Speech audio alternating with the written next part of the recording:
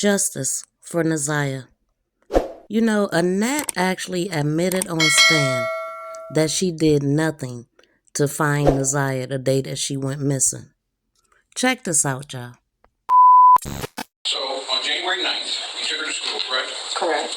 And you said that you noticed that she did not come home at her normal time. Correct. All right. You did not call the police then, correct? No. Driving around looking for her. My daughter reached out to some of her classmates. I did nothing. And that morning, I got up, and like I said, I went straight to the school. And from there, I was on my way to the police station to make the report, and they called the police from there. DPS police came to the school. So the first report you made to the police was the next morning? Yes. Do you know approximately what time? School starts at 7:30, so I got there at 7:30. They got there about, I don't know, maybe 8. Things that make you go, It just strikes me as very shady. Everything that she said. But if she dropped her off at school that day, why didn't she pick her up like the rest of the kids? And we all want to know, how was she even able to sleep knowing that she was out there? And the way that she said that she drove around looking for her, she even said in this testimony that she was frustrated. Another thing that stood out, the officer at the school that was told to go over and talk to her, during his testimony, he actually said that he talked to her around 11 or 12. You know, the officer that testified that he was retiring. He was done. And the way she just sits there, emotionless, with her lips curled up. I recalled during Shannon's testimony that she said that one of the kids knocked on the door and to ask if ZIYAH was in there.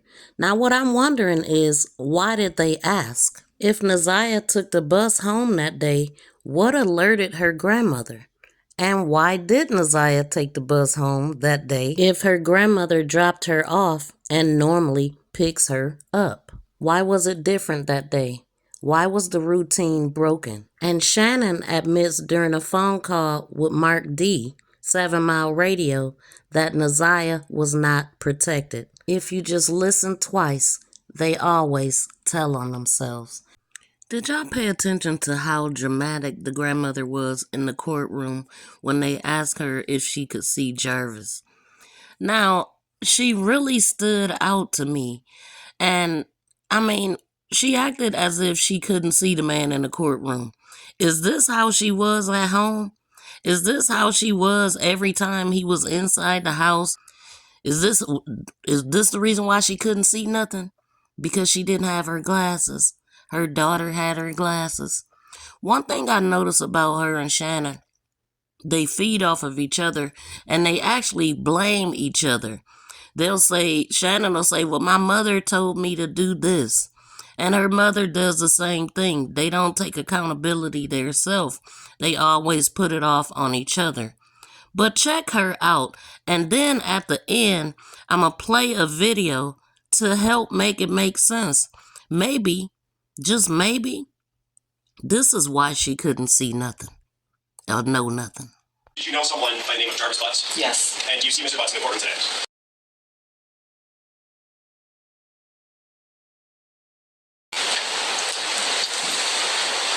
If you need to stand up and look around.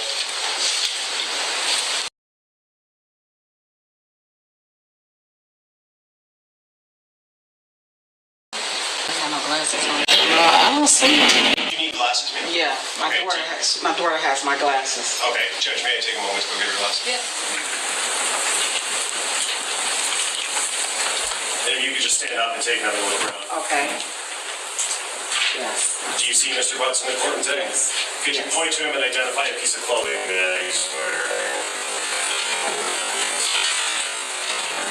Uniform with the blue mask. For the record, the witness has identified Jarvis Butts. Didn't she know her glasses will be required in the courtroom? If you know you blind without them, Why would you even go up there without your glasses? Perhaps she just didn't want to see it. I would say she just gave us a glimpse into her mind and the way that she thinks. Now, I know that it's already been said that it's a possibility that Jarvis was involved with the mother and the twins, but there was no evidence of that. Well, tonight I was watching Mark DeAndre, and he had this to say. Room with her, and the door was locked, allegedly, from what I'm hearing from family members, and he was supposedly helping her paint the room.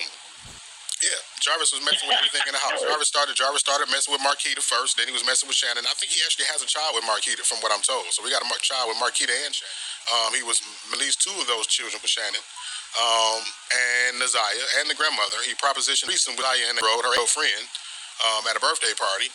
Asked another one to for a favor in exchange for $20, and she went and told her parents. Now that was a mouthful. But what he said in the beginning is that Shannon came home and Jarvis and her mother allegedly was locked in the bedroom, and he was supposed to be allegedly helping her paint some walls. But yeah, and then to say that the other twin may have a child by Jarvis too. If this is the case, what was going on when they were teenagers and what was being allowed? Because they were young. So what's really going on? There is no way all of these grown women did not see the signs when they're having kids themselves and acting very suspicious.